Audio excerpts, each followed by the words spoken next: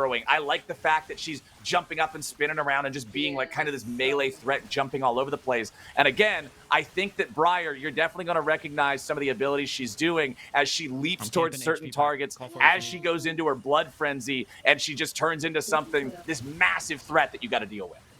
Absolutely. I just love how they keep that champion identity true to themselves. It really makes such a difference for the game because it still feels like League, even though we're not on Summoner's Rift, we're still playing League of Legends. You and can red see that side floating. Oh, I was just gonna say you can see the floating mine up there. I believe that is the pickup that you can grab, and it will detonate and do a big AoE and just smack into all of the enemies that are nearby it. It can be something that you grab in a pinch when you're like, oh, emergency. We got to make sure that we can get ourselves out of a tight spot. That thing can do you a big favor.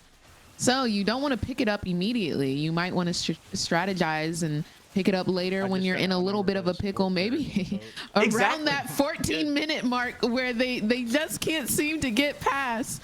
Maybe that'll be the time that they use that little secret weapon.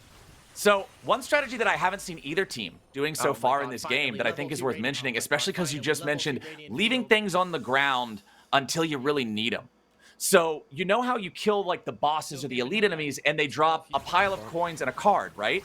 Yes. Well, one of the ways that you can min-max your tempo and your power in this game is you leave a card or two on the floor. Just don't pick it up. It seems really counterintuitive because the cards give you an upgrade, right? Well, the reason that you leave the card on the ground is you wait until one of your weapons is at level 5 and you have the corresponding passive to evolve it, and then you pick up the card. And the game